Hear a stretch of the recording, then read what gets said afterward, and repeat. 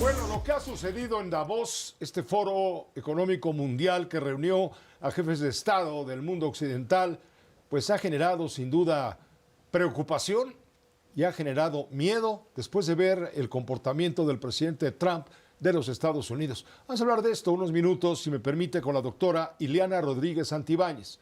Ileana es profesora investigadora en Derecho Internacional del TEC de Monterrey. Ileana, es un gusto enorme poder saludarte. ¿Qué tal? El gusto es mío. Un saludo para ti y toda tu audiencia, Mu- querido Pepe. Muchas gracias. Igualmente, Ileana, muchas gracias. ¿Qué pasa? ¿Con qué te quedas de Davos después de todo lo que vimos en cuanto a protagonismos, en cuanto a amenazas, las Groenlandias, Irán, en fin, todo lo que vimos, el consorcio para buscar la paz que propone Trump, al cual no se ha sumado Europa? En fin, el mundo se está revolcando. Sí, bueno, pues sí, fue una montaña rusa Davos, sin duda, sobre todo con la presencia de Trump y el discurso que quería alargarse por más de una hora y lo tuvieron que cortar para poder formularles las preguntas que se tenían por parte de la prensa. Para mí, Davos deja un balance de una fragmentación internacional muy importante en este foro donde se dieron cita no solamente las élites empresariales, sino más de 60 jefes de Estado que coincidieron en este foro. La realidad es que pues hay una confrontación abierta, geoeconómica, de desinformación entre las principales amenazas, el origen de Trump haciendo estas amenazas, que llega y dobla un poco las manos y cambia el discurso señalando, por ejemplo, ya no la invasión u ocupación de Groenlandia, sino en todo caso la construcción de un marco para poder participar también de ese territorio sin despojar a Dinamarca de ese territorio. Entonces cambia totalmente el discurso que traía amenazante una vez que había logrado la detención del propio Maduro en su territorio. Entonces, donde parecía capaz de todo, pero se enfrenta a enemigos poderosos como son todos los miembros de la Unión Europea, donde muchos de ellos participan en la Organización del Tratado del Atlántico Norte, la OTAN, este mecanismo de protección en contra de ataques a alguno de sus miembros. Era Estados Unidos el que se estaba revelando de ese mecanismo justamente al amenazar a Dinamarca respecto a Groenlandia. Una frase poderosa de la forma en que se traducen los actos de Trump es cuando dice que la OTAN no parte de principios, sino en todo caso de temas de transacciones. Entonces, ahí podemos ver la base con la que dirige Trump Estados Unidos. Y eso es importante, Pepe, porque estamos pensando que todas las amenazas y, por ejemplo, incluso elevar aranceles, que no lo hizo tampoco, baja también ese tema de la mesa. Estas amenazas parecieran que consolidarían más a sus bases políticas al interior de Estados Unidos de cara a la reelección en el Congreso en noviembre de este año, donde requieren nuevamente el carro completo para poder terminar muchas de las acciones de gobierno que se prometió.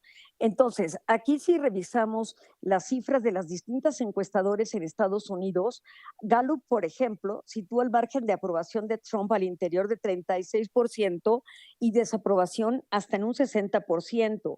Otras consultoras le dan del 41 a 43% de aprobación y más del 54% en desaprobación. Es decir, la tendencia al interior de los Estados Unidos es a la baja en la popularidad de Donald Trump. Es decir, hay un descontento que es el reflejo no solamente de la presencia de la Guardia Nacional, las acciones antiinmigrantes, la presencia de la autoridad migratoria haciendo persecuciones de migrantes. No, no solo eso, también por supuesto el costo de vida que se ha encarecido en este ajuste estructural que está teniendo en su economía, pero también por el descontento de este tipo de manifestaciones al exterior. Entonces, Trump no está pasando por su mejor momento, aunque su propia personalidad histriónica y elocuente pareciera decir lo contrario. La realidad es que no. Él pensó que en Davos podría coronarse. No sale derrotado, pero tampoco sale coronado, mi querido Pepe. Sí, mira, te voy a citar un párrafo del diario El País, donde están Uh haciendo -huh. un análisis semejante al que te hemos convidado. Y dice, el Foro Económico Mundial de Davos evidenció el declive de la influencia global de Estados Unidos bajo el mandato de Trump. Destaca la ausencia de aliados tradicionales en su Junta de Paz, A cambio están países de menor envergadura como Argentina, Hungría, Indonesia, Pakistán y otros no alineados con Occidente, datos que evidencian el deterioro de la política exterior estadounidense. Sí, eso es muy interesante, pero también es temerario el discurso que ocupó y las acciones que emprendió.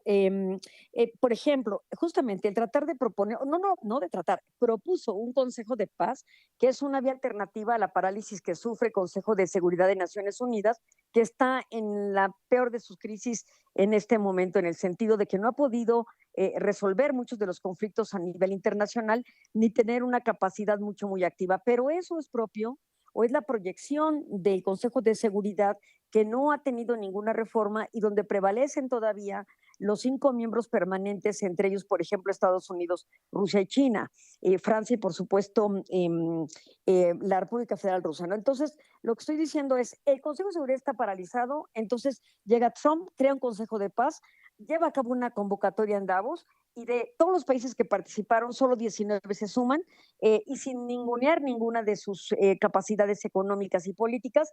Lo cierto es que ninguno de los grandes, ni los europeos, se suma, salvo Hungría, se suma al proyecto del Consejo de Paz. Es decir, no tuvo eco, no tuvo auge este Consejo de Paz. Sin embargo, es temeraria la propuesta porque es una alternativa dominada unilateralmente por Estados Unidos. No es un mecanismo de consenso internacional como Naciones Unidas y el Consejo de Seguridad, donde 2 guerras mundiales nos enseñaron que las decisiones deben tomarse en consenso con la comunidad internacional y no de manera unilateral. Es muy peligrosa la propuesta de Estados Unidos, porque si no, lo que estaríamos viendo es que domina el que más recursos tenga. Recuerden que el Consejo de Paz tiene miembros hasta por 3 años, pero luego una membresía para el que ponga más, que será una membresía de carácter permanente. Y eso es inaceptable en el orden internacional, considerando que el sur global no tendría esta posibilidad de participar pagando estas altísimas cuotas que pretende dicho consejo. Entonces, está fragmentando al mundo con sus propuestas, sí, pero también se está llevando grandes reveses, incluso al interior de Estados Unidos, donde muchas de sus propuestas y políticas están siendo también sometidas a cortes locales. Por ejemplo, haber anunciado este memorándum de salir de 66 instituciones o mecanismos internacionales, tratados y organismos, donde al menos 31 son del sistema de Naciones Unidas, entre ellos temas de derechos humanos y también de comercio, como la UNTAD, por ejemplo.